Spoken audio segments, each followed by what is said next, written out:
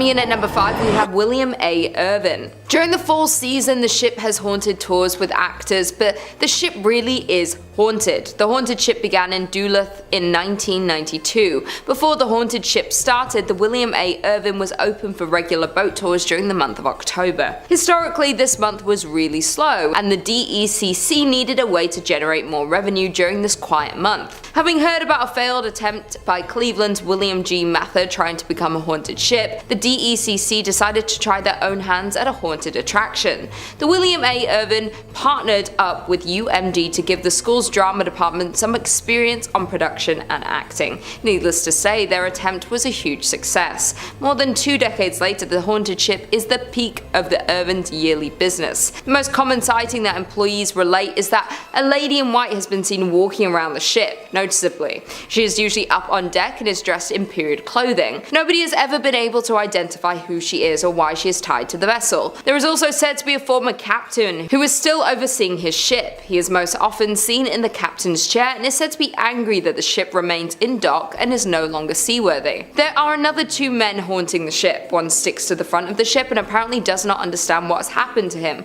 while the other sticks to the rear of the ship and has confirmed that he died after falling from a ladder. The family of the second man has come forward and said the story surrounding his death was always suspicious and they were denied a claim to his pension. In at number 4, we have Enger Tower. The 82-year-old watchtower can be found right in the middle of Enger Park. The tower was built in 1939 and looks over the Duluth Harbor, being known as one of the most well-known haunted places in Minnesota, and for good reason. The tower is 531 feet above Lake Superior and is built of bluestone from local sources. Enger Tower was first dedicated by Crown Prince Olav and Crown Princess Martha of Norway on June 15th. It was built as a tribute to businessman Bert Enger, who passed away in 1931. The dedication was in honor of Bert Enger, a native of Norway who came to this country and became a successful furniture dealer. At the time of his death, Mr. Enger donated 2/3 of his estate to the city of Duluth. This included the land known as Enger Hill, which along with Enger Tower is also the home of Enger Park and Enger Golf Course. The tower can be seen almost anywhere throughout the city and has since been restored. There is a local legend that a man took his own life in 1948 by jumping off the 5th level of Enger Tower. They say his body has been found hours later but was never identified. That being said, there are numerous ghost stories of visitors seeing a man on the 5th floor of the tower before entering, but when they reach the top, he is gone. In at number 3, we have Mackinac Island. One of Michigan's most popular tourist destinations is also one of its most haunted, Mackinac Island. The small island sits on Lake Huron, covering almost 4 square miles of land between the upper and lower peninsulas of Michigan. The island was originally home to indigenous settlements long before European colonization. Seeing at least 2 battles during the War of 1812, it has been the resting ground of many tragic deaths, making it a prime location for hauntings and paranormal activity. In a part of the island, you will find the Grand Hotel. The area first served as a missionary school, but today it's known as a luxury hotel. Through investigators, there have been many reports of paranormal activity in the area, and it's known that the Grand Hotel is one of the hotspots for paranormal activity on the island. Legend has it that construction workers uncovered human remains while digging the hotel's foundation, with paranormal activity stories being recorded in the theatre, outside grounds, and in its rooms. The staff have also reported seeing a man in a top hat playing the bar's piano. Others see a woman in Victorian clothing who roams the halls, even getting into beds. Another paranormal hotspot is the Mission Point Resort, which was a moral realignment, a religious movement from the 1930s. The resort's popular ghost story is about a man named Harvey who died in the late 1960s. Supposedly, Harvey was dealing with a broken heart and ended his life behind the resort, not being found until 6 months later. Some people believe there's more to the story, that he was perhaps murdered. That being said, Harvey is often reported in the resort's theatre, where visitors have reported being pinched or poked. With the never-ending ghost stories and paranormal reports, the island is deemed the most haunted town per capita in the United States, with 16 haunted locations per 478 people. It is safe to say that there are some paranormal activities and ghosts lurking on the grounds of the island. Coming in at number 2, we have Holly Hotel. Due to the growing number of railroad passengers passing through the area, the hotel Hotel was built in 1891. Many staff, residents, and haunted historians will agree that the Holly Hotel is one of the most haunted buildings in the state of Michigan. Norman Gauthier, a professor of parapsychology who is also known as a world-famous ghost hunter, investigated the hotel in 1989 and concluded that the building is indeed haunted by a great number of spirits. Throughout the years, the hotel survived 2 fires exactly 65 years apart. Many residents and guests of the hotel have talked about the weird feelings they got on the second floor of the hotel without us actually admitting to seeing ghosts. The inn's most famous ghost is said to be the former owner himself, Mr. Hurst. Hurst passed away in the 1920s, but many believe he just can't let go of his hotel. He is the most active ghost at the Holly Hotel and wasn't happy with the renovations that have been done to his inn. The rumor is if you see a man wearing a frock coat and top hat and smell cigars, you most likely have met the man himself. The other most common spirit would be with the former hostess, Nora Kane. According to the hotel, Nora's ghost is seen most often in the bar and back hallway. She has been heard playing the piano or softly singing a tune throughout the hotel, and her flowery perfumes can be faintly smelt when she is around. Those are only the 2 most common spirits of the Holly Hotel, though there are so many more encounters reported by visitors and ghost hunters. And finally, in at number 1 we have Duen Mansion. Found in Niles, Michigan sits an old mansion that was built in 1847. The home was constructed by a local whiskey distiller who sold it to an attorney, Strother Beeson, and that's why it was referred to as the Duen Mansion. Across the street of the mansion lies the family's private cemetery. Strother built the tomb across the street as a final resting place for his mother, and it wasn't too long afterward another family member joined the cemetery. Strother's son, born in 1969, tragically passed away, and a total of 12 family members are now entombed in the crypt. The ghost stories surrounding the Beeson mausoleum are at least based on truth, if not completely true. Family legends about Harriet's odd behavior were cited in newspapers over time, but not until much later, accompanied by reporting on unverifiable hauntings. Jumping to the late 1980s, when working to restore the mansion, the property owner reported hitting their head on a table in the hall, but something hitting them on the back. As well, they experienced instances of being pushed forward by an unknown force. Additionally, the doors would open and close behind them unexplainably. The renovated mansion is vacant now, but no one dares to buy it due to the many cases of hauntings and paranormal activity. Coming in at number 5 we have South Manatee Island in Leland. South Manatee Island is part of an island chain in Lake Michigan that extends north to the Straits of Mackinac. The only public access is by ferry from Leland, Michigan. The island consists of a ridge of tilted layers of limestone buried under a blanket of glacial debris. 16 miles offshore from the Leelanau Peninsula, featuring 300-foot sand dunes, deserted shoreline, and empty campground, it's about as terrestrially creepy as you can get in Michigan. In the 1800s, the island became a popular harbor for ships traversing the newly built Erie Canal into the Great Lakes and on to Chicago. One local legend surrounds a ship full of passengers stricken with cholera stopped at South Manatee, where sailors buried their victims in a mass grave, some of them still alive at the time. Soon after this incident, the first appearance of ghosts and hauntings began. The mass grave is believed to be near the old cemetery just north of the Bay campground. This is also near where the old dock used to be located. Additionally, the passage between mainland Michigan and Manatee is one of the deadliest sections of Lake Michigan. This is due to a sudden weather change, creating a navigational hazard, causing over 50 known shipwrecks. Traffic was quite busy here during the late 1800s, and there were frequent accidents where ships would literally run into each other. Off the coast of the island lies the shipwreck of the SS Francisco Morazan, where rumors say a young island boy died after trying to explore on his own. There are also 2 cemeteries on the island and an ancient cedar forest where voices are said to be heard. The haunting of this island is so bad it has driven park rangers to go mad and demand to be taken off the island. One ranger even confessed to hearing voices, footsteps, and slamming of doors inside buildings that were otherwise unoccupied. Coming in at number 4 we have Masonic Temple. With over 16 floors and 1,000 rooms, this Gothic temple is one of the most striking buildings in Detroit. Furthermore, this is the largest Masonic temple in the world. According to rumors, there are hidden passageways, rooms, and staircases, so be careful as you might get lost quite quickly within the walls of this temple. The most famous urban myth associated with the temple is that of the architect George D. Mason. Legend has it that Mason went bankrupt funding the construction of the temple. He was going through financial difficulties and was very close to foreclosure. Due to this stress, George G jumped to his death from the roof.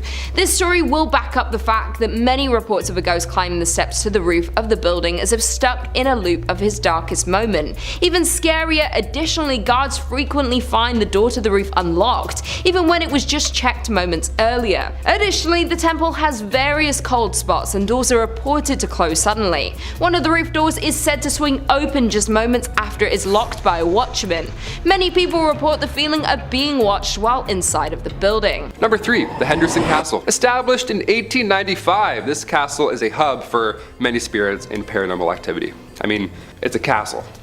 The original owners, Frank and Mary Henderson, are said to haunt the castle as they passed away back in 1899. Yeah, I wouldn't want to leave either, living or dead. Additionally, other spirits are said to reside in the castle, a young girl and a dog. Yeah, a dog! We've got a dog ghost. How do you deal with that? Ghost barks? That'd be so scary. In 2005, the castle was occupied by Peter Livingstone McNellis and his family. When the family resided in the castle, Livingstone's son, Vincent, before anyone else had ever reported anything strange happening in the house, he said that he saw an apparition of a figure in the Victorian room, originally the changing room for one Mary Henderson. The son said while pointing at a picture of a woman dressed in an old period clothing, some Victorian clothing, that was the woman he saw wearing that same clothing. I would throw up. If someone ever said that, I'd be like, oh, this Victorian painting?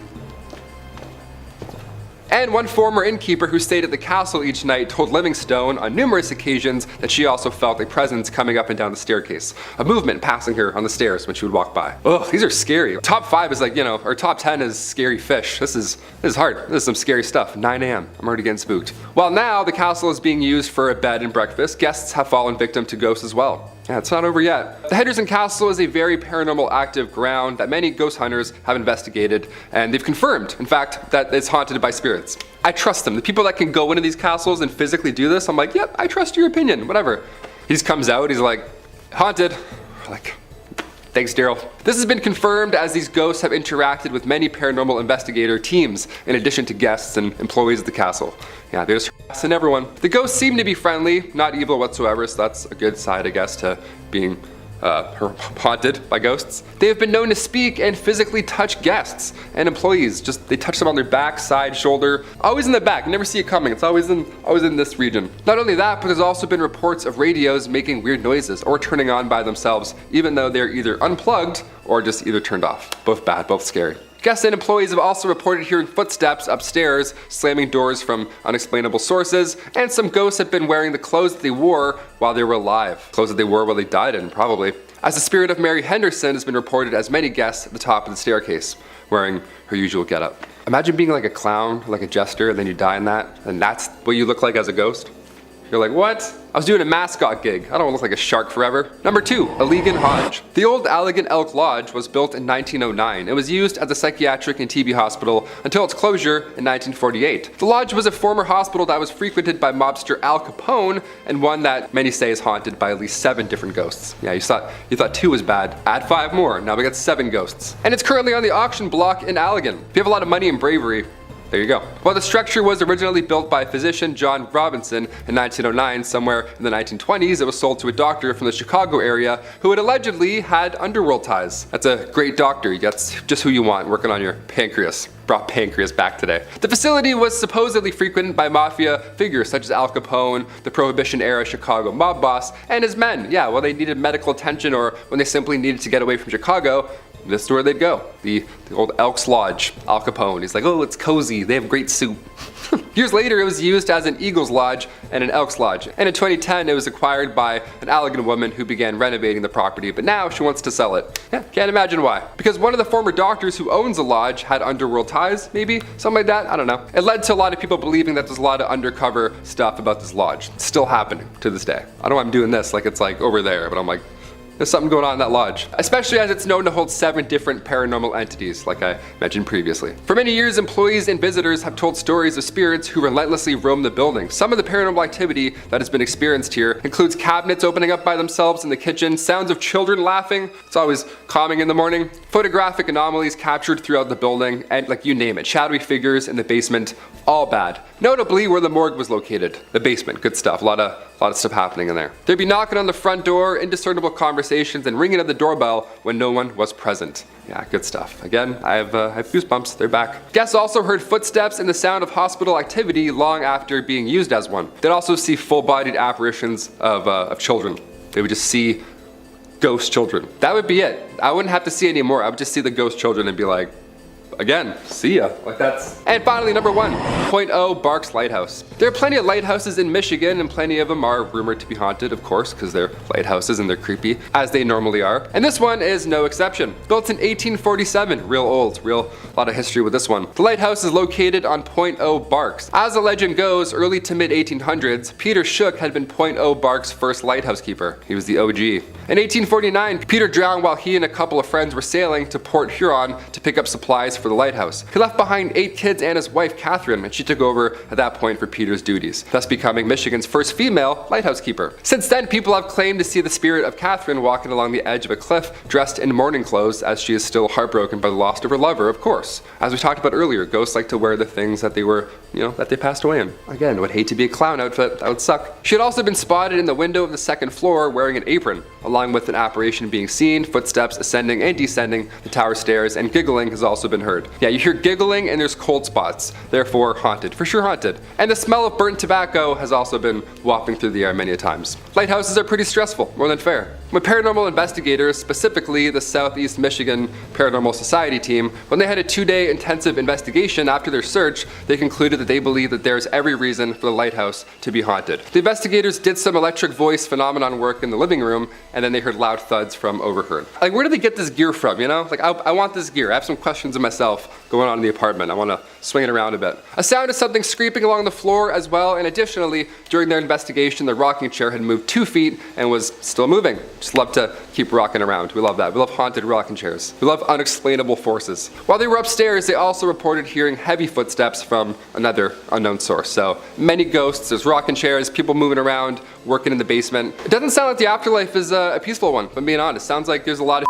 to do after you die. I'm not really looking forward to it. I thought I could just kind of float around in your paintings, but now it sounds like I'm gonna have to go and wear this. Wear my morning clothes, who knows? Number 5 on this list is the House of Wills, a historic mansion with a deep history and an even deeper haunting. The Atlanta Journal-Constitution says it was built in 1898 by the Germania Tavernian Social Club, according to the website of the current owner, Cleveland artist Eric Freeman. By 1912, it was turned into the hospital for immigrants, and by 1920, it housed the Cleveland Hebrew Institute until 1938, prominent African-American entrepreneur and businessman John Walker Wills bought the property in 1942 to use as the location for his second funeral parlor. Wills died in the home in 1971 and his family sold it in 2005. The home fell into disrepair until Freeman bought it in 2010 and started the challenging work of restoring and renovating the property. Freeman said on his website that Wills is believed to be one of the many ghosts that haunt the house, and on his Facebook page he posted a scary electronic voice phenomena, or EVP, recording from the house of what sounds like dozens of spirits from beyond trying to be heard by the living. There have actually been some famous paranormal investigators that have looked into this mansion before, and they all came to the same conclusion.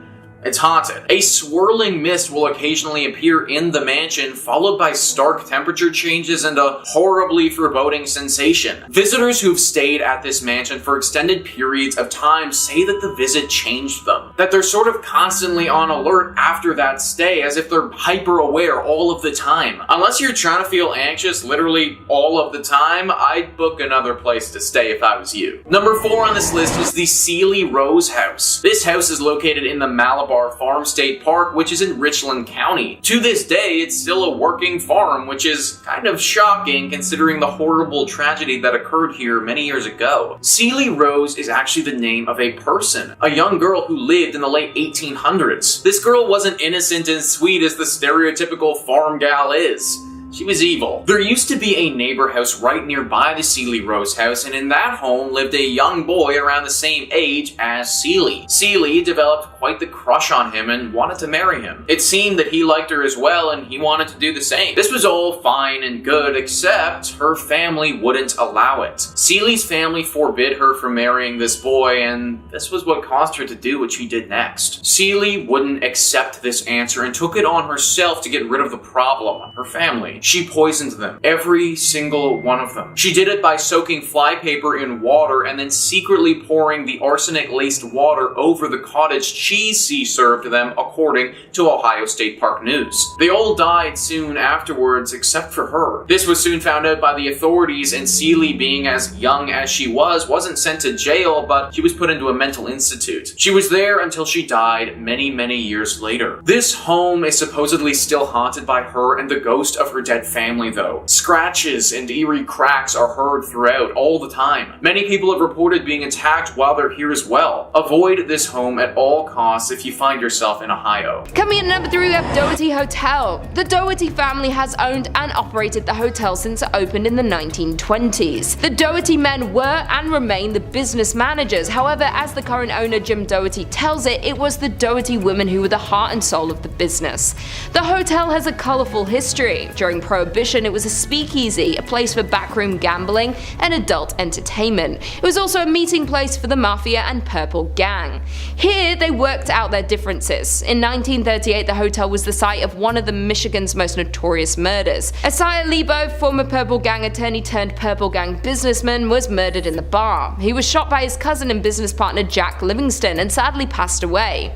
Ever since, there have been numerous hauntings. Some believe it's Lebo who haunts the ground, or grandmother Helen Doherty, who passed away at the hotel. But there is one thing for sure, and it's the many ghost stories that are now associated with the hotel. Guests, visitors, investigators, employees, and the owners have all had some kind of paranormal experience at the hotel, which includes perfume scent wafting through occasionally, loud knocking, bedroom doors open and close by themselves, and dark apparitions and shadowy figures have been spotted anywhere from the lobby to the top floor. Also, the spirits of other murder victims roam the halls, lobbies, and rooms. While some can be seen, others prefer to just make noise. Coming in at number 2, we have Michigan's first state prison. Established in 1838, Michigan's first state prison remained in operation through 1934. The prison served as the nucleus for the city as it spanned some 20 acres. Over the years, it relocated and at one point became the largest walled prison in the world with around 6,000 inmates. In 1952, in response to poor medical care, brutality from the guards, and bad food, 2 maximum security prisoners took hold of a guard and used his keys to release other inmates. A days-long riot ensued, resulting in 9 guards being held hostage. Additionally, the riot resulted in the deaths of several inmates and guards before it was extinguished by the National Guard. The inmates fought for and won a list of 11 demands for reform. Today, the old prison has become the Armory Arts Village, a residence and studio for local artisans. Apartments are very contemporary and halls are covered with artwork. In spite of its modern renovations and freshly painted walls, though, rumours persist of its haunting. Visitors, workers, and artists of the space claim some prisoners and guards still haunt their former home. Residual sounds of riots are also frequently reported due to the prison's history of such occurrences. Judy Krasnow, an employee at the renovated Arts Village, hosts daytime historic tours of the prison, so a visitor can see the hauntings for themselves. She is also a resident of the prison and lives on site. She has confessed she believes her apartment, which was once a series of prison cells, has ghosts. Furthermore, Judy is not the only resident who believes that. Even though the upper floors have undergone renovations, the underground section that holds solitary confinement remains structurally intact. Although cells have been removed, there is intensity in this area that cannot be denied. And finally, in at number 1, we have the Whitney Restaurant. Located on Woodward Avenue, Restaurant Whitney was the former mansion home of David Whitney. David was one of the Midwest's wealthiest lumber barons at the turn of the century, and he built this magnificent 21,000 square foot home in 1894. The mansion was restored in the mid-1980s, and since then, reports of unexplained paranormal activities have been reported, such as shadow figures have been seen on the second floor, disembodied voices have been heard, and other strange phenomena have occurred. It is known that the mansion is haunted by Whitney and his first wife Flora. Flora always wanted to live in a mansion but died before the home was finished, leaving Whitney to raise their 4 children. A year after Flora's death, Whitney married her sister Sarah, leaving Flora's ghost to forever live in distress. The paranormal activity within the restaurant is not for the faint-hearted, as there have been reports of the elevator travelling between floors on its own with no one inside to operate it. Furthermore, ghosts have been witnessed on the upper floors, with one staff member seeing an older man looking out the window. The staff member approached the man asking him to leave, and right before the staff's eyes, the man man vanishes into the floor. Other reports include noises that sound like silverware and kitchenware being handled and or stacked, and table settings keep getting moved around by some unseen presence. The outhouse is said to be the most haunted part of the property. It was originally built for Whitney's slaves and has been largely untouched for years, mostly due to the fear of paranormal. Inside the outhouse is a dining table that is set for the afternoon tea and has been untouched for as long as anyone can remember. Today is still perfectly set but covered in a thick layer of dust, adding to the ghostly atmosphere. The outhouse has no electricity, so sits in the darkness at night. A tour guide who once worked at the Whitney insisted that the building was haunted for his experiences working there. The worker claims a group of dolls vanished from a room inside the building. Also, the worker has reported hearing his name being called from an empty area of the building. The Whitney Mansion is an elegant and beautiful property but has high body counts, a haunting history, and plenty of supernatural sightings still happening today. Coming in at number 5, we have Terrace Inn. Located just north of the city of Petoskey lies the Victorian inn called Terrace Inn. The inn opened in 1911 and was known to be a luxury 38-room Victorian resort, though the perception of the Terrace Inn has since changed from a large number of scary ghost reports. It also doesn't help that there have been multiple deaths on the premise. Before this building was an inn, it was 2 boarding houses until they were torn down to create what we now know as Terrace Inn. During construction, 2 workers fell off a beam and sadly passed away. Therefore, it's rumored that their spirits may have settled in at the inn once construction was complete. That's not the only accident and ghost story that has occurred at the Terrace Inn though, as many years later there was a woman named Abby Sweet who was staying at the inn. Abby was pregnant and unfortunately fell and lost her life. After that event occurred, her husband Edwin passed away from heartbreak just a few years later. This accident occurred in room 211, which is known to have the most reports of ghost experiences and paranormal activity. That isn't the only spirit lurking in the inn though, as there is the interactive youth, a boy between the ages of 12 to 14 who has been seen inhabiting the basement. That being said, his identity and the reason for his presence are unknown. Over the decades, there have been many reports of paranormal activity at the inn. If you ask the desk clerk for the inn's ghost files, they'll hand over a thick folder with accounts from past guests and employees. Even more frightening, it seems these reports may very well be true, as the reports span over 25 years, written by strangers with similar ghost stories. Most reports from guests and workers are of hearing sounds of footsteps and voices late at night. Additionally, doors open and close by themselves unexplainably. Some have even reported hearing the sound of a piano playing or a party being held, but when investigated, the area the sounds were coming from was vacant. Plenty of paranormal investigators have spent the night at this haunted hotel, and they all agree it's crawling with paranormal activity. Lucky for the guests though, the investigators and workers all agree that the spirits aren't harmful or hold negative energy. That all being said, this historic inn remains one of our most paranormally active locations in Michigan. In at number 4, we have Sol Choy Point Lighthouse. On the shores of Lake Michigan sits Sol Choy Point Lighthouse. The lighthouse has been in operation since 1895, and it's the only active light left on the lake, but behind its walls holds the stories and spirits. Between 1902 and 1910, Joseph Willie Townsend was the lighthouse keeper who lived in the upstairs bedroom with his wife. For decades, it's been said that Captain Willie Townsend remains attached to the old structure. The captain died at the age of 63 in 1910, and his death remains a mystery, though some believed it was cancer as he was known to be a heavy smoker. His body was embalmed in the basement of the lighthouse. Once Mr. Townsend died, some curious individuals got inside and went into the basement, where they found pieces of an old broken up kitchen table. Once they reassembled the table, that's when the paranormal activity began. The table chairs kept getting rearranged on their own, and silverware was set on the table in a specific pattern, the way the captain preferred them.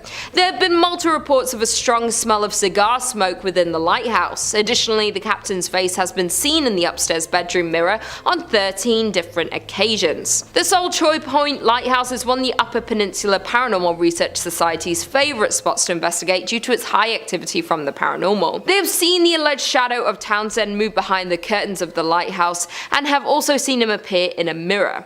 Not only that, but one guest had even said that during her visit she saw a man wearing a heavy blue coat walking across the yard of the lighthouse. She waved at the man, but he just ignored her. Not thinking much of it, she went on with her day. When the guest got home and did research on the lighthouse, she realized the man she saw was the captain himself. And to this day, those who visit Sol Choy Point Lighthouse leave with stories that turn non-believers into believers of the paranormal. Coming in at number 3, we have Van Dusen Mansion. In 1892, grain baron George Van Dusen built a monumental mansion for his family. With 12,000 square feet, 10 fireplaces, a turret, and a $45,000 price tag, the home was a symbol of turn-of-the-century prosperity. After 2 generations of Van Dusens moved out in 1937, the building had been used to house almost everything except a family since, being used as a school, training medical facility, and even a college throughout the years. It was vacant in the late 1930s and spent 20 years as the College of Commerce. It was home to Hamline University Law School, then the Horst International Education Center. In the late 1980s, the castle fell on hard times and became little more than a flophouse. By the early 90s, it was headed for the wrecking ball. 2 weeks before it was scheduled to be demolished, it was rescued by Wisconsin entrepreneur Bob Poling, who bought it for $237,000. Now a venue to hold fairytale-esque weddings, the Van Dusen Mansion has had its fair share of past lives. In at number 2, we have Mounds Theater. The renovated theater, an 86-year-old movie house, can be found in Minnesota. The old theaters have been rumored for the past several years to be a home of community of creepy ghosts. One story goes, as the Mounds was built in 1922 and operated as a movie house until 1967, when it closed so abruptly that when volunteers arrived many years later to renovate the place, they found popcorn on the floor. The subject of paranormal TV shows and professional ghost hunting investigations, the theater is allegedly haunted by a trio of ghosts: a happy little girl who bounces a ball on stage, a cursed old man who lurks in the shadowy corners of the projection booth, and a crestfallen usher who walks up and down the aisles in search of his lost love. The ghosts in the theaters are so active that the owner had a party of 4 Ghostbusters in a projection room sit in one dark and stormy October night. The dim light was extinguished and the room grew chilled. The owner stated that as the 4 sat silently awaiting their fate, shivering in the dark, and all at once there was the sound of a man crying. When investigating the sounds of the crying man, they found a shadow figure in the corner of the room. The figure reported having black glittering eyes and an aura of anger. Because of the odd ghost encounter and negative energy, they had to abruptly end the ghost investigation before it was too late. Another former owner who reopened the theatre in 2001 claims that the spirits of the theatre have gotten physical and grabbed them while they were working late at night. Some paranormal investigators have left with claw marks on their backs, but the scariest ghost of them all is considered the young girl. This is the theatre's most notorious ghost and is seen in a pink dress, often bouncing a ball on the stage. And finally, in at number 1, we have Anoka State Hospital. Located in Anoka town is the Anoka State Hospital, which is arguably the most haunted place in Minnesota. The Anoka Hospital was the first state asylum for individuals that were deemed insane. The building was established in 1898 and opened in 1900 to admit patients from other state asylums that had become too crowded. The first 100 patients were males from St. Peter's State Hospital and were considered to be chronic incurables, men who had lost their minds due to heredity, causes, or environment. In 1906, 115 women were also transferred to the asylum from St. Peter's State Hospital. Residents were not to receive any type of treatment at this asylum, as this was the final stop for them until they passed away. And passed they did. A total of 86 of the original patients were buried in numbered graves in the asylum cemetery. The original name of the institution was Anoka State Asylum, but in an attempt to soften the image, they changed its name in 1937 to the Anoka State Hospital. Although the name was kinder and gentler, treatment at the facility was not. Patients were subjected to medical experiments and suffered both mental and physical harm. The original hospital complex closed in 1999 and residents were transferred to a new facility located close by. The buildings and property were then given to Anoka County to use for offices and to house the county workhouse. The remainder of the buildings were closed and boarded up. With such a terrifying past, it is no wonder that the Anoka State Hospital has been rumored to house the spirits of past patients. Former employees have reported that while unusual unusual occurrences happen throughout the buildings, the most paranormal activities are linked to the tunnels located below the buildings. These tunnels were used as a way of transferring patients from one building to another without risking escape. Ironically, many patients believed these tunnels would lead them to freedom, and so they tried to escape by going down into them, but after a few twists and turns, escapees realized that the tunnels were more of a maze than an escape route. Without an understanding of where each tunnel went and how they joined together, it was easy to get hopelessly lost in them. Several escapees became so disorientated and distraught that they took the only way out that they felt was left to them and ended their lives. For years, employees would report hearing footsteps trudging through the tunnels, stopping, pausing. There was also reports of whispering and low voices in conversation, but the words were not understood. The paranormal activities became so rampant that most employees refused to use the tunnels because they were just too eerie. Today, only maintenance and security are allowed in them. Today, the county owns the buildings that made up the former insane asylum complex. Although the complex was eligible for the National Register of Historic Places, it appears that time has passed. The current buildings are in a state of extreme disrepair. Number 5 on this list is the TransAl Lunatic Asylum. Operating from 1864 to 1994, this asylum, like most of the entries on this list, has certainly been through the ringer. This place was meant to only house 250 people at its max, but on many occasions had over 2,400 people residing here. Everyone was crammed in like animals, and considering this building was never meant to see this many patients at once, the living conditions were pretty horrible. Whenever you cram that many people into a small space together, especially an asylum, some pretty nasty things will go down as well. Several murders have taken place here over the years, along with incidents of patients and workers taking their own life. The haunting of this location was pretty progressive and didn't come on all at once. Reports date back to the early 1900s and got increasingly more frequent as time went on. Eventually it became clear by the later 1900s that this was no longer a usable space and they needed to move on. This is why it shut down in 1994 and has no medical purpose at this point. In fact, now the only thing that it has is ghost tours. The owner of this place know the legends are far stretching with this asylum and intend to make a profit on it. The ghosts are decently friendly here, or at least for the most part aren't dangerous. However, there have been a few instances where individuals have been scared to a point of serious and significant trauma. If you do plan to go here, then make sure you have a thick skin and aren't frightened easily. Number 4 on this list is Haunted Harpers Fairy. Harpers Fairy is a small town in West Virginia that honestly looks like something out of a storybook. It's comprised of roughly 100 19th century restored buildings. As you can imagine, it's a very quiet town and there isn't too much of a big city vibe going on here at all. This place wasn't always quiet though. In the American Civil War, this town played a pivotal role and was fought over multiple times throughout the years. People believe that it was through the death during the Civil War that this place has developed an affinity to spirits. Deborah Block says, at the nearby True Treats historic candy store, chocolate and other candies are brightly lit on tables and in baskets. The cute and welcoming shop is popular with visitors, hardly seeming like a place where a ghost would want to hang out. But store manager Tara Dockman, known as the Ghost Lady, in town for her sensitivity to paranormal activity, says there are 2 ghosts who frequent the store, and she even knows one of them by name.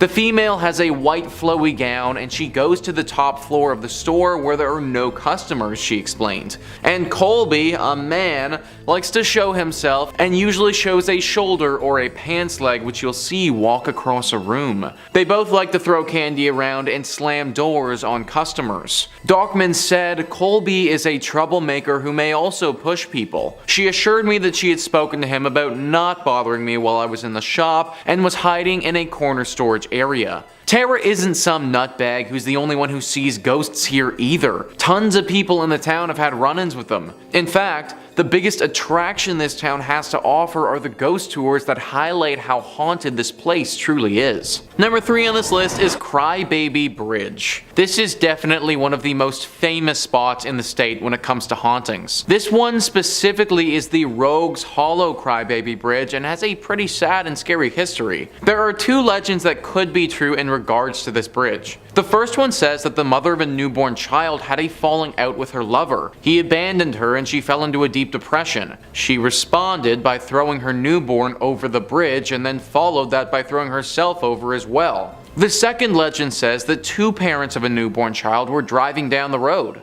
They got to the bridge, and on that bridge their car spun out on some black ice. The car crashed into a tree right after the bridge, killing both of the parents. The baby in the back of the car survived though, at least for a time. This road doesn't get traveled on often, and it was very cold that evening. When people eventually did come upon the crash, it was too late.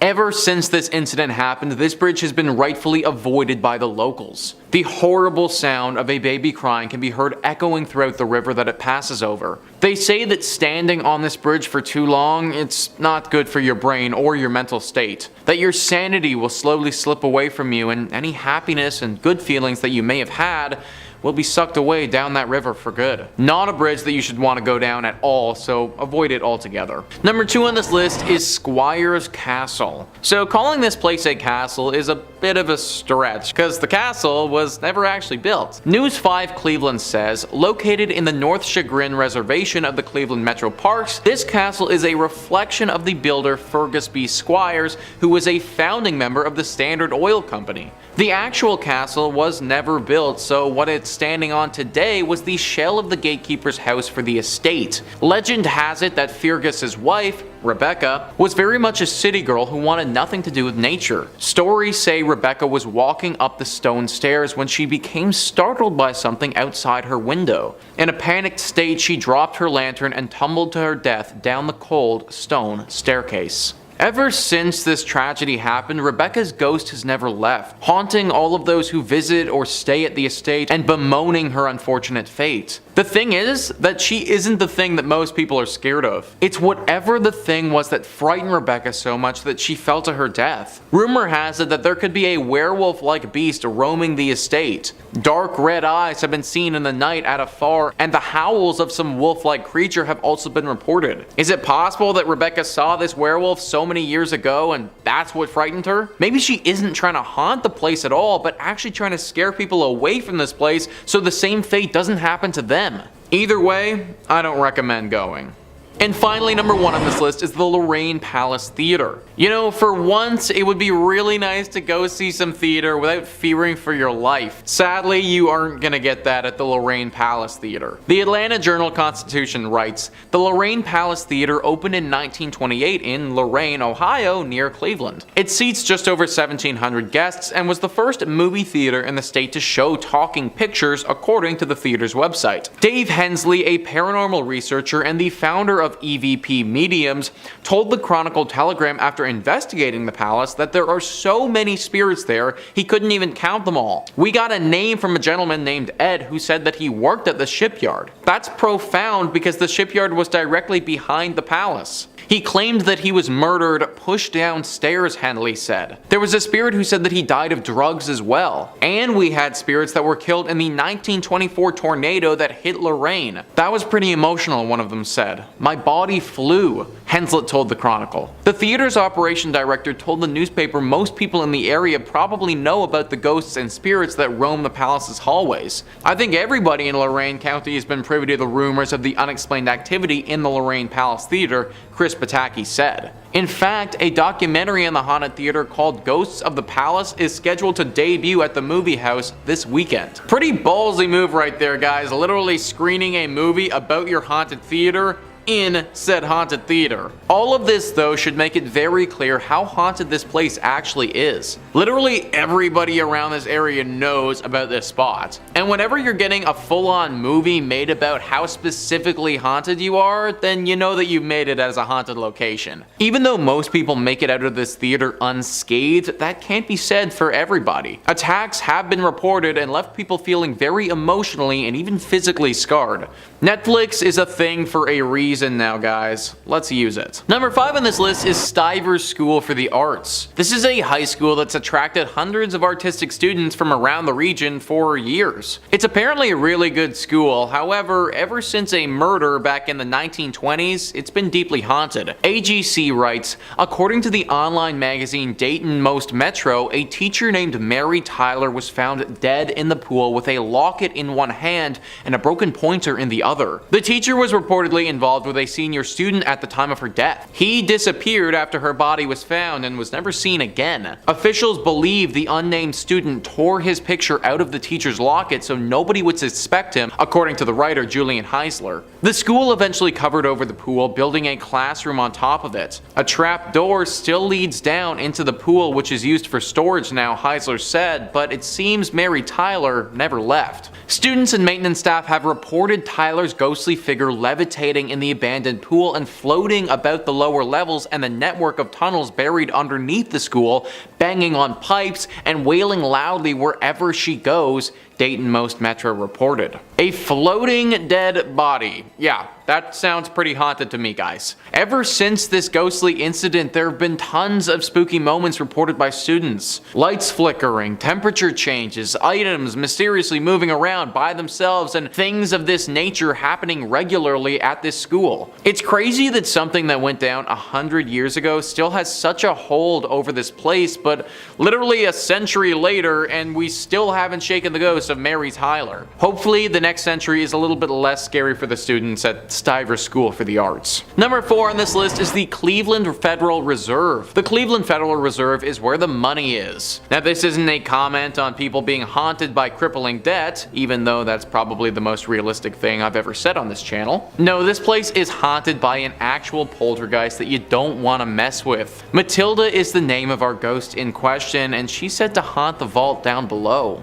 Now the good thing about this place is that you actually can't even get to the haunted area. So even for those of you who are feeling daring, you aren't going to be able to go and visit Matilda because it's off limits to the public. Matilda used to work here and was deeply involved in the stock market. That's why when the market suffered a horrible crash in 1929, Matilda felt trapped and saw no other way than to take her own life. She did so in this building, and now it is forever haunted by her spirit passing through the underground walls, scaring all of those who work down there. It's hard to know how accurate this haunting really is because we don't really have any proof of it. That, however, is more due to the fact that it's super off limits and super well guarded vault that nobody can get to. If we can trust the verbal accounts of the people who've run into her, and there have been many, then we should definitely fear this vault. Number 3 on this list is South Bass Island Lighthouse. Located in South Bass Island on Lake Erie, this lighthouse and the island it's on is honestly rather beautiful. Super cute and super quaint. It's kind of like the place that you'd want to go for a day trip with your significant other. However, you may not want to take said significant other to the South Bass Lighthouse itself. It housed lighthouse keepers in the late 1800s. The weirdness began back in 1898 with Harry Riley, the lighthouse keeper, and his assistant Sam Anderson. Anderson was a bit of a weirdo. He was said to have captured snakes on the island and then bring them to the basement of the lighthouse, where he kept a bunch of them. Anderson apparently lost his mind though during the time that he worked at this place. Apparently there was a small epidemic and he freaked out at the prospect of having to stay in quarantine.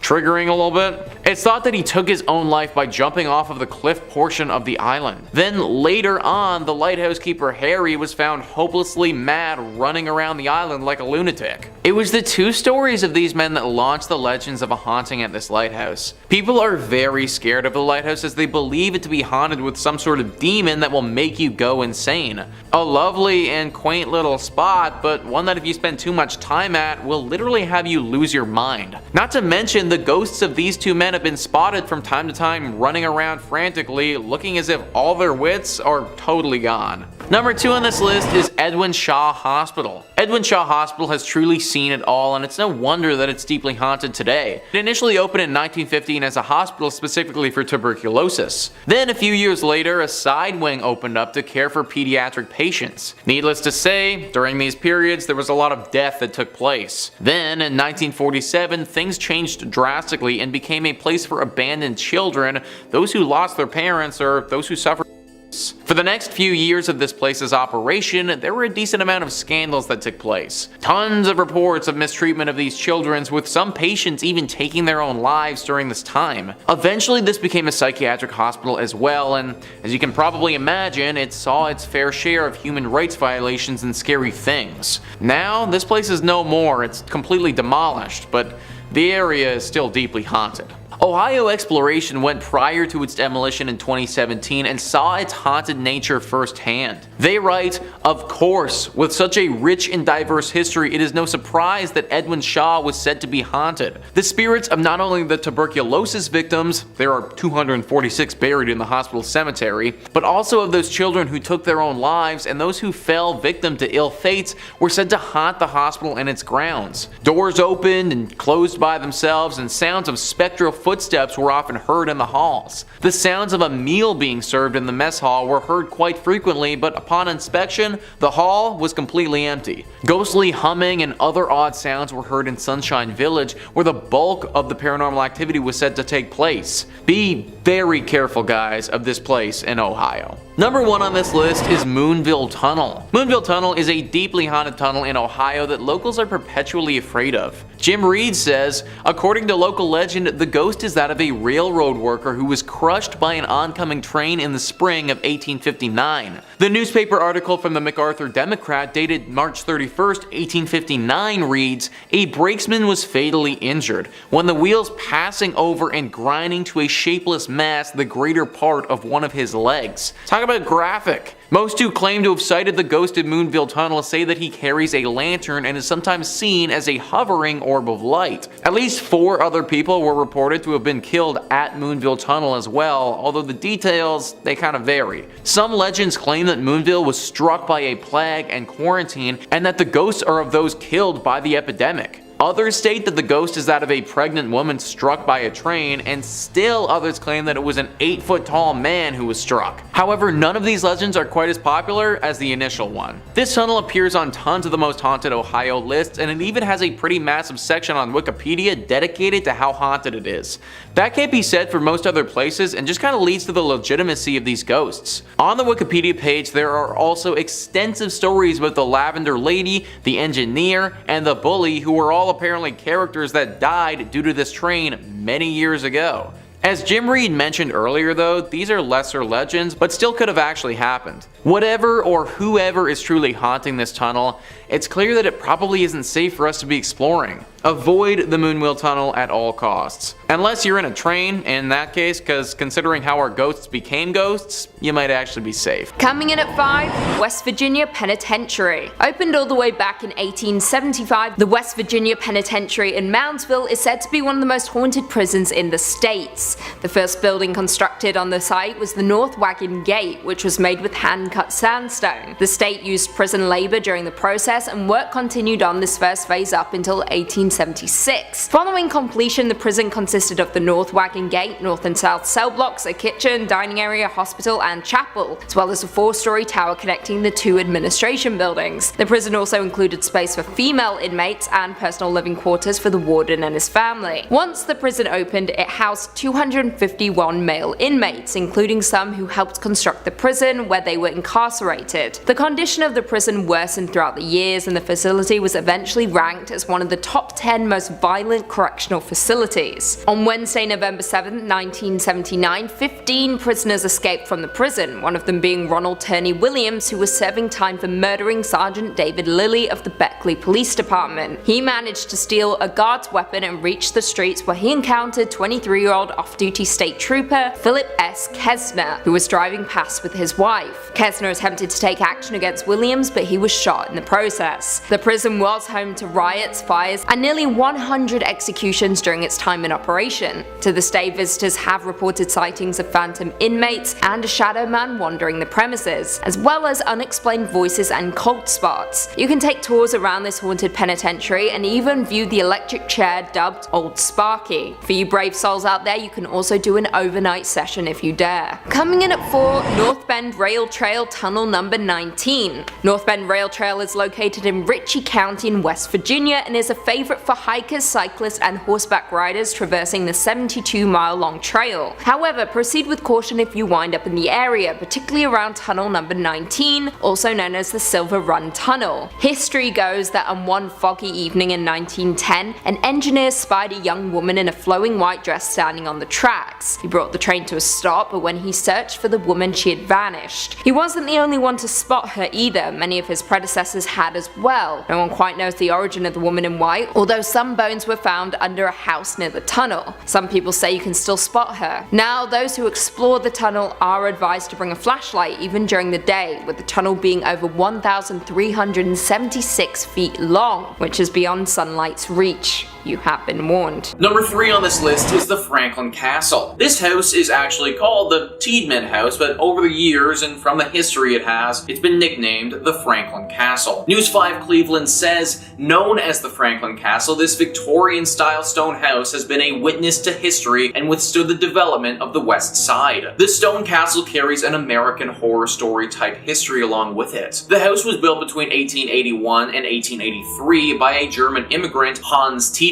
At the turn of the 19th century, Franklin Boulevard was one of the most upscale residential avenues in Cleveland. Franklin Castle was sold in 1896, just 1 year after his wife Louise died. In the century that followed, the house saw many new owners and new uses. Rumors began to circulate around 1986 that the house was haunted by the ghosts of Mrs. Tiedemann and her daughter Emma, who died before the house was even built. So this one is kind of strange because it doesn't seem like anything terrible happened to these two ladies in their death, or at least nothing that I could find. Most times when a spirit haunts a place, it's because they died in a fashion that was very unnatural. That wasn't the case here, and yet they still haunt the castle. It's a nice home to look at from the outside, but definitely not a place that you should be going into. Avoid it altogether. Number 2 on this list is the Gore Orphanage. Anything that is named the Gore Orphanage is bound to be haunted, and this is no exception. News 5 Cleveland says it's claimed to be one of the most haunted places in Ohio. Located in the countryside of Vermilion, a fire engulfed an old orphanage, burning dozens of people alive, according to long-told tales. For over a century, visitors to the Gore Orphanage have reported strange experiences of glowing lights, chilling cries, and apparitions. Light of Hope was the actual name of the orphanage and was established by Johann Sprunger and his wife Katrina. They moved to the Vermilion area after their 2 former businesses in Indiana also caught fire. Throughout the years, children told stories of abuse, neglect, and slave labor conditions. In 1909, an investigation was conducted, but because the state had no laws or regulations pertaining to orphanages, nothing could formally be done to prosecute the couple. While there's no proof that any deaths actually did occur, there's still little doubt about its reputation for being one of the most haunted areas in Ohio. So not only did this place suffer a horrible tragedy where several people passed away during a massive blaze, but prior to that even happening, there seemed to be so many human rights violations going on. I have no idea how back in the day the state wouldn't have had any laws pertaining to orphanages, but it just shows how back then these operations and children were so neglected. Because of all this tragedy and just general sadness, we have what stands today, a horribly haunted, abandoned old orphanage. Now this is on the list of places not to go, and that's because it is actually very dangerous to do so. The ghosts here are upset, and interacting with them will be a huge strain on your mind. However, if you are feeling strong enough, then I actually do encourage you to go. The only way these spirits will finally find peace is if they finally get the attention from the public that they deserve, something that clearly this place didn't get while it was in operation. And finally, number 1 on this list is the Ohio State Reformatory. This is one of the most famous spots in all of Ohio. It got the public's attention when it was used as the filming location for the famous movie Shawshank Redemption. It also got the public's attention though when it was claimed to be one of the most haunted spots in the entire state. The Atlanta Journal-Constitution says workers laid the cornerstone on what was known as the intermediate prison between the Boys Industrial School in Lancaster and the Ohio State Penitentiary in Columbus for nonviolent offenders on November 4th, 1886, according to the Mansfield News Journal. The building was used as an operational prison for 94 years until 1981, and during that time there was a good deal of violence, death, and disease. It's not surprising in the least to find out that this place is haunted. Visitors have reported seeing shadows, hearing strange noises and conversations, and experiencing feelings of anger, dread, and sadness. In 1948, the Reformatory's farm boss, his wife, and his daughter were kidnapped and killed by 2 enraged parolees outside the prison's walls. But the building itself is believed to be haunted by the ghost of Arthur Lewis Glattack, the superintendent at the prison from 1935 until 1959, and his wife, Helen. The warden's wife died from an accidental shooting, and several years later, later, the warden died from a heart attack according to the Preservation Society. The couple's disembodied voices have been heard in the prison's old superintendent's office. A boy is also believed to haunt the basement, where he was reportedly beaten to death according to the website Mysterious Heartland. So yeah, I think it's pretty clear by all of this that this place is not the sort of spot you want to be visiting anytime soon. The amount of violence that this location would have seen is just truly abhorrent, and I'm actually surprised that they were able to get through the entire filming of The Shawshank Redemption without some serious ghostly interventions. Maybe it's because they had Morgan Freeman in the movie and, well,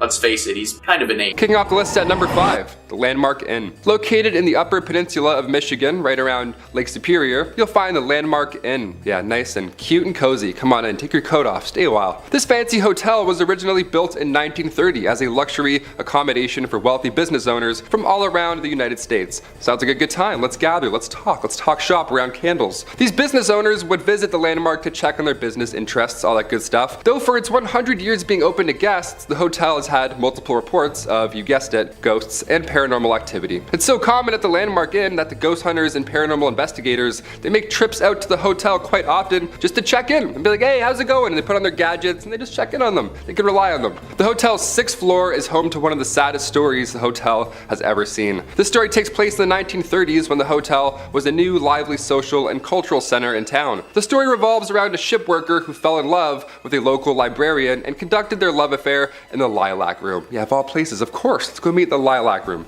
Sounds beautiful. And that was where the man was staying. Perfect place to meet. The couple was said to have a planned wedding upon his return from the last voyage on the sometimes treacherous Lake Superior. Unfortunately, their love affair ended in tragedy when his ship met with a storm and sank to the bottom of a lake. He never returned to the shore, and the librarian mourned the man in said Lilac Room, eventually dying herself of a broken heart. The heartbreaking story comes with many reports of the Lilac Room now being haunted. Yeah, rightfully so, as a large number of guests has reported hearing cries and whispers from a female. The female is also seen by many guests and workers on the 6th floor near the Lilac Room, crying and mourning for her loved one. A less romantic story that is associated with the hotel goes back to when it was even finished being built. During construction, a man ended the life of his girlfriend due to anger and jealousy, and this took place right after she told him about her past boyfriends and their relationship history, just normal stuff that he flipped out on, just a monster. And since the hotel was still being built, to conceal the evidence, the man buried her in the unfinished basement. Just horrible stuff. You knew I was going there and you're like, ah, please don't. To this day, decades later, visitors and employees report hearing cries from that basement, and some report hearing whispers from a female voice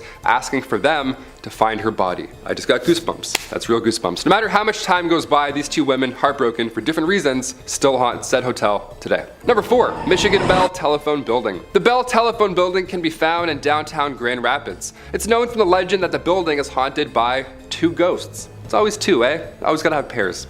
Good things come in pairs. Even demons. These spirits have consistently caused chaos throughout the buildings for years in their own unique personal way. We love it. We love a unique ghost. The spirits that haunt the Bell Building are rumored to be Warren and Virginia Randall, a couple who used to reside in the Grand Rapids. Back in 1907, they moved from Detroit and bought the Duen Mansion in Grand Rapids, which has now been torn down and built into what we now know as the Bell Telephone Building. So a lot of history there already. Over the years of living in this new house, Warren and Virginia's relationship started to crumble as Warren became very strange and paranoid almost, creating hardships in their relationship. In 1908, Virginia became tired of Warren's strange and aggressive behavior, so she decided, I'm out of here, peace. She left him. One night, 3 years after they were separated, Warren convinced Virginia into taking a car ride with him, hoping to get back together, maybe talk it out. The two of them ended up at the Judd White House, where their verbal disagreement turned horrible, and Warren sadly took the life of Virginia. Then he proceeded to end his own life in the very same moment. The tragic accident that happened in the Judd White House became public knowledge, and the house was left empty with no one wanting to occupy it. Yeah, more than fair. I'm like, what's rent? Also, what happened? No. The house remained abandoned for 10 years after the accident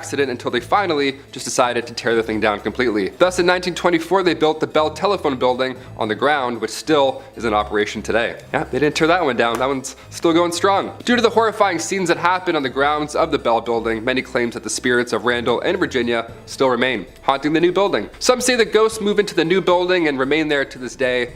I mean, I think that's possible. Ghosts like to move. They like to They can go through walls, they can probably relocate. Through the years of operation in the office building, visitors and employees all report being harassed by strange late night calls, which have been traced back to be coming from inside of the building itself. Yeah, inside the house. You guessed it. It's upstairs. That's so scary. Due to this and the strange eerie feelings that the employees feel while they're even working, it's safe to say Randall and Virginia may remain on the grounds. Most likely. They're definitely there. It sounds like they're there. They're for sure there. Number 3 on this list is Lake Shawnee Amusement Park. The park is no longer functional, and based on all of the incidents that went down here, that's probably a good thing. It all started in the 1700s when a settler, Mitchell Clay, and the local Shawnee Native Americans fought and ended with 3 of Clay's dying and lots of Shawnee warriors passing away as well. This was the inciting incident of the tragic movie that is Lake Shawnee Amusement Park. Also, 200 years later, in the 1920s, this land was bought and turned into an amusement park. The buyer wasn't aware of this history though, and didn't realize the dark mark that had been left here by that battle so many years ago. There were a decent amount of tragic incidents that went down here while the amusement park was operational,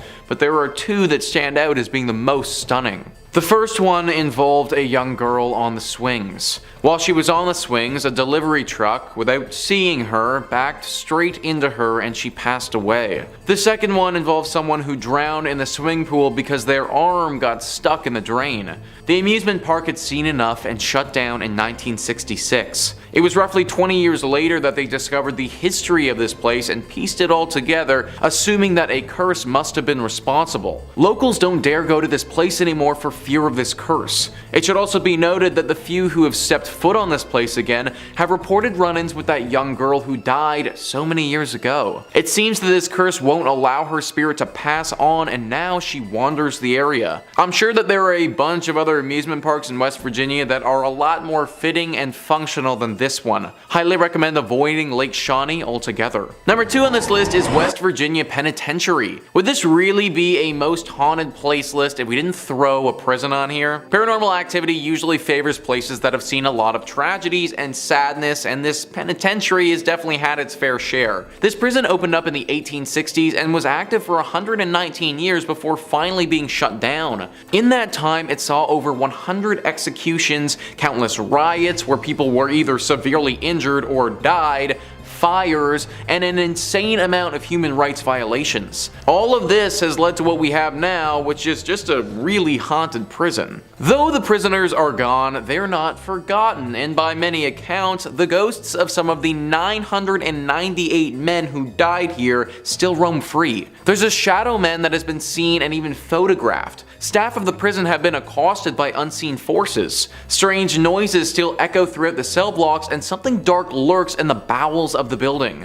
That was a small passage from Moundsville Haunted History, who are familiar with the prison. 998 men though. That's how many different individuals are thought to potentially haunt this place. That's literally a full-on ghost army right there, guys. This place must have been horrible if that many people's souls are left wandering around this space. If I was the owner of this spot, I'd do those 998 people a favor and just knock this place to the ground. Maybe then these ghosts can finally rest. And finally, number 1 on this list is Point Pleasant. This has got to be the top spot on our list, just considering the amount of lore surrounding the creature here. The Mothman. If you're watching videos on this channel, then I imagine you're already probably familiar with what this creature is, but for those who aren't, the Mothman is a humanoid creature reportedly seen in the Point Pleasant area from November 15th, 1966 to December 15th, 1967. Shayla Klein says, according to legend, Mothman is a black, 10-foot creature with wings and red eyes.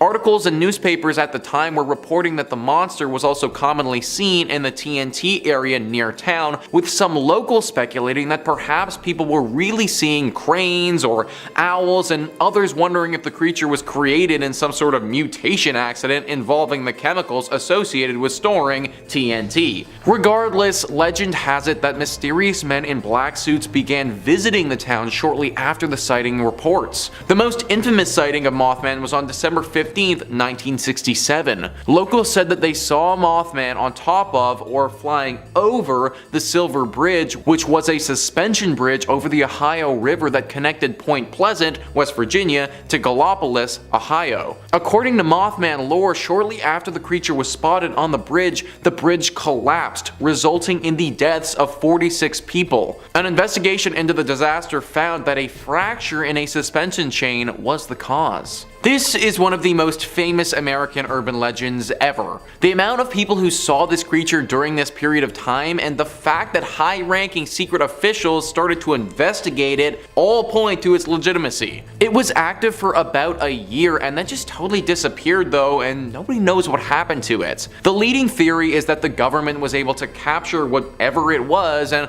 probably took it to a secret base to study it. If that's the case, then Point Pleasant is most likely safe now, but be wary of what's flying over top of you if you do decide to go here. Number 5 on this list is Cleveland Gray's Armory Museum. This building was constructed in 1893 for the Cleveland Grays, who were a volunteer private military company. The group helped law enforcement and dealt with other criminal ongoings that attacked the city's streets. They continued helping out the military for as long as the government would allow them to, but after World War I were no longer allowed to enter as a private group. However, they obviously had a lot of weapons and things of that nature that nobody would be using anymore. So today, there now stands the Cleveland Grays Armory Museum. These guns and cannons don't stand alone though, as there are ghosts living among these walls as well. Disembodied voices and things moving when they're not supposed to are all very common occurrences at the Cleveland Grays Armory Museum. The legend actually became so famous that this place was featured on Ghost Hunters, where they investigated the building and determined that this place is in fact haunted. However, luckily for us, and a reason why you still might be able to go to this place, is that the ghosts are supposedly out there for a good time. These professionals determine that the ghosts are not fueled by anger, but just chilling out in the museum and living their best ghostly lives. Still though, there are many apparitions of military men who will appear, as well as ghostly footsteps and sounds that just don't make any sense at all. It's all very creepy, even if the ghosts are only out for fun. It would probably be a pretty cool place to check out, just make sure that you aren't faint of heart. Number 4 on this list is Erie Street Cemetery. This is apparently one of the spookiest places in the state and not a spot that you should want to be burying your loved ones. Only in your state rights. In 1826, this charming cemetery was established on East 9th Street, though it was known as Erie Street at the time. Before then, a community burial ground was maintained near modern-day Public Square. Expansion, of course, eventually caught up with the cemetery, and it's now right across the street from Progressive Field. This growth once threatened the cemetery's existence, as bodies were removed from the cemetery in the early 1900s to make space for the new development. This preparation was shut down when the Pioneers Memorial Association was founded, so the burial grounds remains, yet it now feels oddly out of place. Perhaps one of the most unforgettable stories is that of Jock Ossaut, also known as Walking Bear. Jock Ossaut was the proud chief of the Meskwaki, a tribe that existed in Iowa. Following the conclusion of the Black Hawk War, Jock Ossaut came out east to hunt. He made the acquaintance of Dan Marble and joined his theater troupe, traveled to England, and even came into the favor of Queen Victoria. However, he fell ill and parted ways with the troupe. Legend maintains that Jock Ossaut was making his way home to his ancestral lands, anticipating his demise, but that he passed in Cleveland before he reached his intended destination. As a result, local myth maintains Jock Ossaut remains eternally restless. His local friends like Dr. Horace Ackley arranged for his burial in Erie Street Cemetery. His dismay at being unable to return home caused him to crack his stone grave marker. This ghost has been spotted so many times and haunts those who pass by here. He's even said to haunt the Cleveland Guardians baseball park, which is just across the street from this cemetery. His ghost is forever restless and just wants to get home, but I'm not sure that he ever will though. Coming in at 3, Droop Mountain Battlefield. On November 6, 1863, the Battle of Droop Mountain occurred in Pocahontas County, West Virginia during the American Civil War. Confederate forces engaged but failed to prevent Union forces under General W. Averill from a rendezvous with other Federal troops in a joint raid on Confederate railways. Droop Mountain was one of the largest engagements in West Virginia during the war and essentially resulted in the Confederate collapse. Islands. The battlefield site is now preserved and administered by West Virginia as a state park, and the unknown Confederate dead are buried in the Confederate Cemetery at Lewisburg. A wooden observation tower, hiking trails, and picnic tables mark the grounds where the Civil War soldiers fought, died, and some say still remain. Many visitors have reported sounds of galloping horses and sightings of the ghosts of headless Confederate soldiers, as well as one soldier lying asleep against a tree. Coming in at 2, Lake Shawnee Amusement Park. In the late 1700s, the Clay family moved to West Virginia, which is presently known as Mercer County. The Clay family, comprised of Mitchell and his wife, settled on an 800-acre farm and raised 14 children. However, in 1783, tragedy struck. While Mitchell was out hunting, a few members of the Shawnee tribe killed 2 of the Clay children and burned another at the stake. In retaliation, Mitchell hunted down a handful of Native Americans and killed them. The land in turn became unoccupied for years, up until the early 1900s when Conley T. Snyder purchased the land and built a small amusement park on it. However, the amusement park had just as unfortunate luck as the Clay family. The park featured a Ferris wheel and a swing ride and was popular among locals, particularly families of coal miners who resided in the area. In the early 1950s, a young girl on the swing ride was killed when a truck delivering sodas accidentally backed into the ride, striking her. Another child also drowned in the swimming pool, which was subsequently filled in to prevent further accidents. During its operation, at least 6 people died at the park, which resulted in the park ultimately closing in 1966. In 1985, Gaylord White, a former employee of the park, purchased the land with plans to reopen it. It happened for a brief period, that is, before the park closed again after a 1988 archaeological dig uncovered numerous Native American artifacts, as well as human remains on the property that had been buried prior to the arrival of the Anglo-European settlers. In total, 13 skeletons were uncovered, mostly of young children. Perhaps the property is cursed, or perhaps it's just a series of unfortunate events. Who knows? But one thing is for sure, it is one of the most haunted places in the entire world. And finally, coming in at number 1, the TransAl Lunatic Asylum. The TransAl Lunatic Asylum, also known as the Western State Hospital, was a Kirkbride psychiatric hospital that operated from 1864 to 1994 by the government. Originally built by Richard Andrews, it was constructed from 1858 to 1881 and was originally designed to hold 250 people. However, it became overcrowded in the 1950s, with the hospital housing 2,400 patients, resulting in it being forcibly closed in 1994 due to changes in patient treatment. Following its closure, it was then purchased by Joe Jordan in 2007 and is open for tours and other events to raise money for its restorations. During tours of the facility, witnesses have reported doors slamming, shadowy figures, and even blood-curdling screams from within the building walls. The asylum has garnered such a spooky reputation. It has appeared on shows such as Ghost Stories, Ghost Hunters, Ghost Adventures, and Paranormal Lockdown. It was also featured in Bethesda's 2018 video game Fallout 76 under the name Fort Defiance and acted as a base for the Brotherhood of Steel, one of the game's main factions. In at number 5 we have Whispers Estate. The Whispers Estate was built around 1894, and between 1899 and 1901 is when Dr. George and Sarah White moved in. George was a successful physician and ran his practice from their home. The two adopted many orphaned children, and unfortunately several passed away in the house over the years. Some of the children they took in were troubled. Many of them passed away in the bedrooms and other areas of the home, and even some of Dr. White's patients have been said to have also passed while in the home.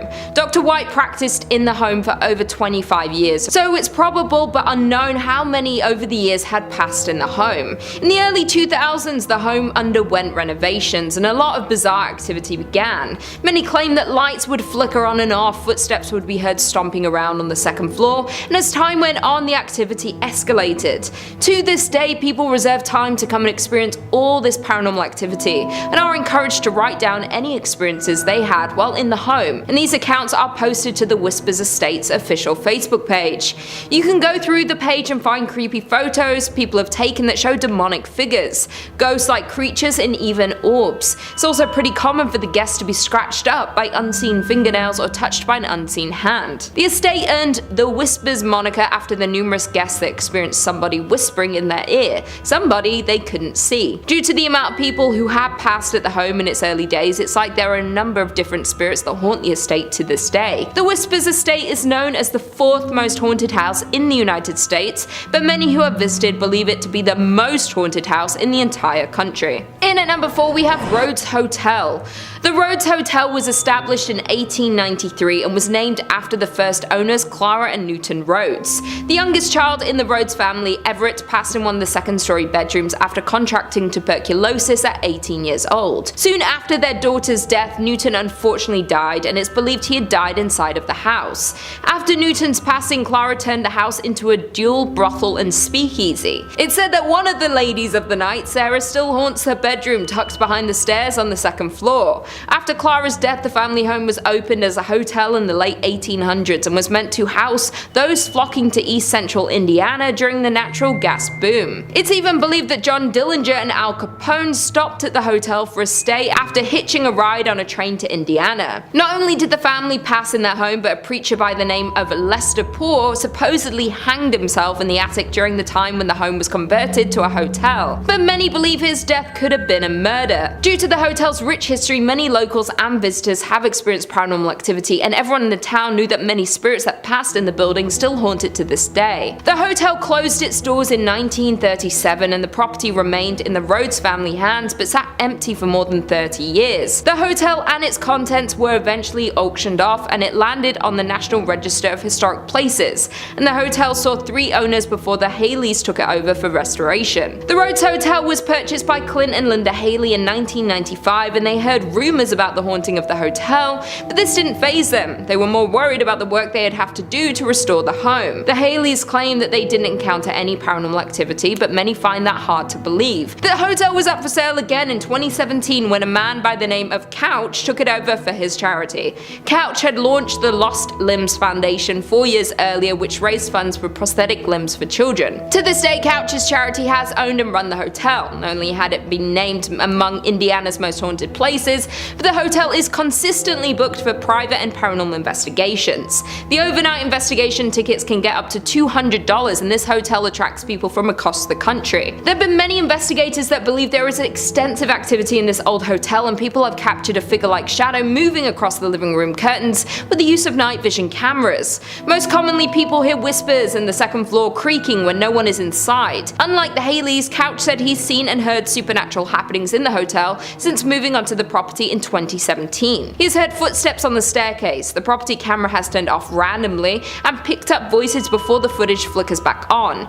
Once, while hosting an investigation, Couch said he witnessed one of many Victorian dolls left behind from a previous owner jump off of its chair. Number 3 on this list is Lake Shawnee Amusement Park. This has made our list before when it comes to haunted and abandoned amusement parks. What was supposed to be an area of fun and joy is now just a scary place where you might just get taken. Wide Open Country says, when Conley Snitto first showed up with the dreams of building a carnival back in the 1920s, he had no idea about the bloody history of the land itself. It all started in the late 1700s when Mitchell Clay and his family were the first to settle in Mercer County. Mitchell and his wife Phoebe had 14 children together and settled on their 800-acre farm. Tragedy struck the first time when members of the local Shawnee Native American tribe 2 of the Clay children, Bartley and Tabitha, while they were working on their daily chores. After Mitchell killed some of the Native Americans in retaliation, the Clay family and their property would never be the same. Fast forward to the 20s when Conley Snitto is working on his park with no knowledge that it's actually a burial ground. He funded the Ferris wheel, swing rides, a dance hall, and even a swimming pool. But the haunted history of the area started to catch up with the park and strange things began happening.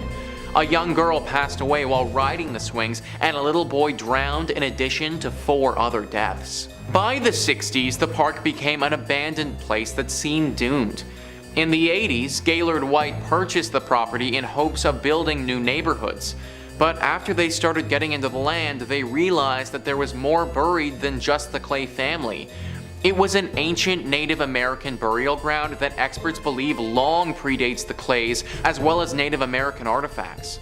White decided not to mess with that kind of history and allowed the amusement park to rust over, now looking as haunted as its past. Needless to say, this park has had quite the history around it, and now it is a hotspot for everything paranormal. If you want to disappear, then there might not be a better spot in the country to go to than Lake Shawnee Amusement Park. Number 2 on this list is the TransAl Lunatic Asylum. One of the scariest and most haunted asylums in the world here, guys. West Virginia Tourism says, located in Weston, the TransAl Lunatic Asylum was a sanctuary for the mentally ill up until 1994. This National Historic Landmark was once an important military post in the Civil War.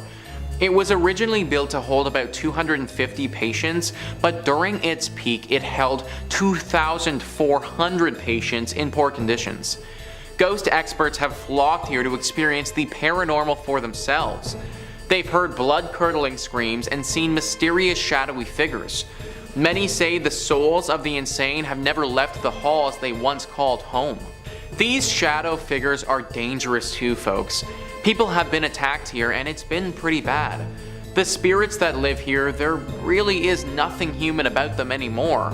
All humanity has left these creatures and now they resemble more of a Dementor from Harry Potter than anything even remotely from this planet. If you go to this asylum, then your disappearance is a very real possibility. And trust me, having one of these things take you, it wouldn't be a good time for anyone. And finally, number 1 on this list is Braxton County. It feels weird just blocking off an entire county, but if you're trying to stay safe and not disappear on us, then you might have to do that. West Virginia Tourism says, on one fall night in 1952, a UFO fell from the sky and landed here in West Virginia. What happened next has been highly contradicted. A group of local children and neighbors went to where the UFO fell and found a mysterious being, with shiny eyes and a round red face, cloaked in a green drape-like material. The later dubbed Flatwoods Monster hissed at the group and disappeared. The witnesses also reported a pungent smell that made them feel nauseous. The following day, when investigators inspected the site, they found skid marks and an odd gummy deposit, but no strange smell. So for all we know, there is still some alien creature just running around these parks and doing whatever it wants. That's really not a reassuring thought here, folks, and not something that I think that we should be okay with. Like, I feel as if this kind of needs to be addressed by the American government or something like that. I guess it's possible that they have conducted an operation to catch this thing and we just don't know about it. Either way, until we have definitive proof that this thing is gone for good, I'd avoid Braxton County altogether. Number 5 on this list is Point Pleasant. Now, I feel like most of you have probably heard of this one before, but Mothman. Wikipedia says, in West Virginia folklore, the Mothman is a humanoid creature reportedly seen in the Point Pleasant area from November 15, 1966 to December 15, 1967. The first newspaper report was published in the Point Pleasant Register, dated November 16, 1966, titled, "Couple See Man-Sized Bird, Creature, Something." The national press soon picked up the reports and helped spread the story across the United States. Since that first sighting, Mothman has been seen hundreds of times over. And let me just be clear that this isn't something that you want to run into. Cryptid Wiki says, Mothman is described as a bipedal, winged humanoid. Despite his name, which was given to him by newspapers, he is in no way moth-like and has an appearance more like that of a large humanoid owl. His coloration varies from black, gray, to even brown, although it's usually the darker shades.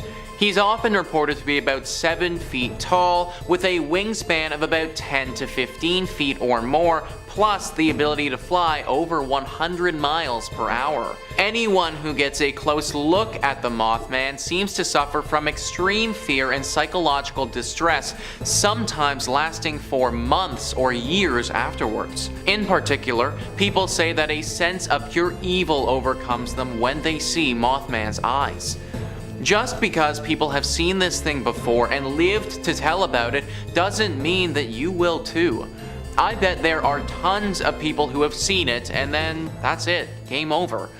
Going to Point Pleasant runs the real risk that you might disappear. Number 4 on this list is the West Virginia Penitentiary. This is one of the most haunted prisons in the United States, and it's for good reason. Now, not only is this prison deeply haunted right now, but you might run the very risk of disappearing if you were to go there. I should also note that when it was functional and operating as a prison, a lot of inmates would actually disappear as well.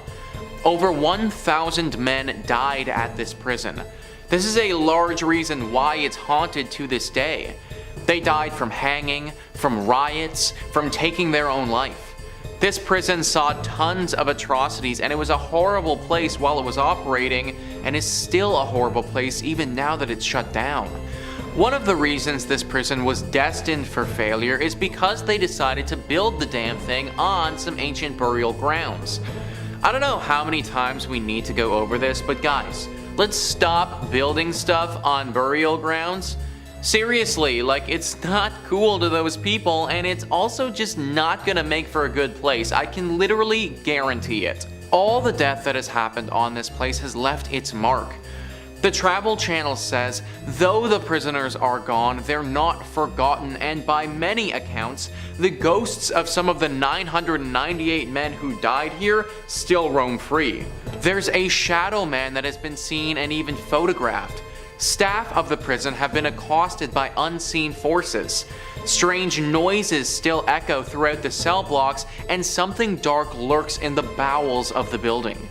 Stay away from this prison at all costs, folks. In at number 3 we have Avon Bridge. The Avon Bridge is known to be haunted by almost every local living in the area. It is a massive trip-arch railroad trestle spinning a rural road over White Lick Creek. The bridge is a fascinating landmark in Hendricks County with lots of legends and history surrounding it, some more sinister than others. There are a few historical facts about the bridge that we do know. It was built in 1906 off County Road 625, was designed by W.M. Dunn, and is still used today. Many haunted stories surround this bridge and the area surrounding it. One story claims that a mother had been walking on the tracks and fell to her death. The mother's wailing could be heard when you drive under the bridge. It is common for many locals to honk when driving under the bridge in an effort to muffle her screams. Another story is that a drunk rail worker slipped during construction and was buried alive in the wet cement. The tale is that when a train goes over the bridge, people claim to still hear his moaning. Many locals say that if you go near the bridge at night, you will hear moaning and can see a ghostly figure of a ghost or even 2 or 3 at a time. If you're traveling near the bridge on a hot summer day, you may be witness to the ghost tears streaming down the concrete.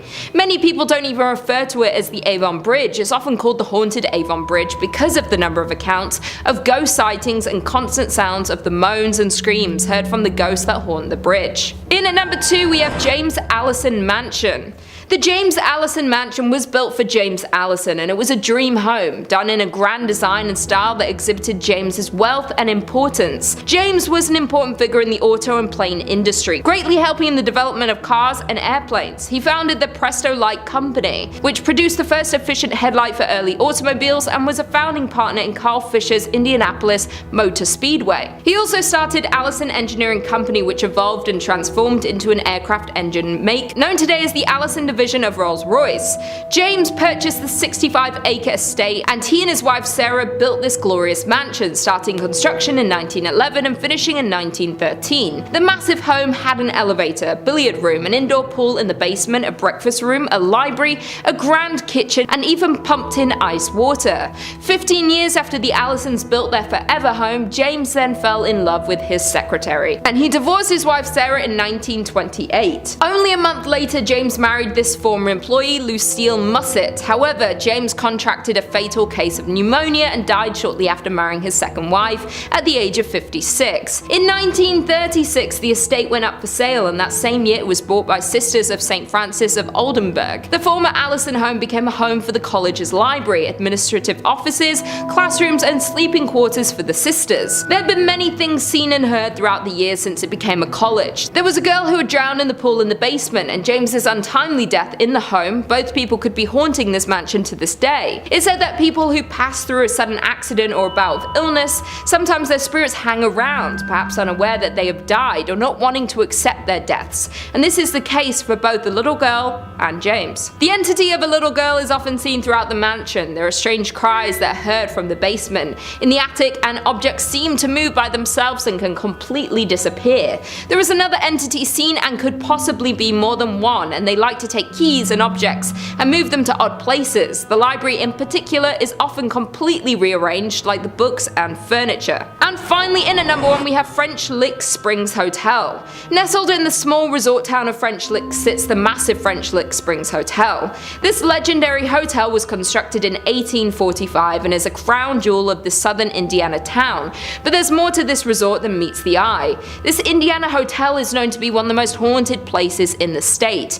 Thomas Taggart was a mayor at the time and purchased the hotel in 1888. After purchasing the hotel, he added luxurious furnishings, marble floors, and built 2 championship golf courses. During this time, Taggart became the Democratic National Chairman, and the hotel became the unofficial headquarters of the Democratic National Party. In 1931, Franklin Roosevelt visited the hotel because of its Democratic standing and won the presidency a mere year later.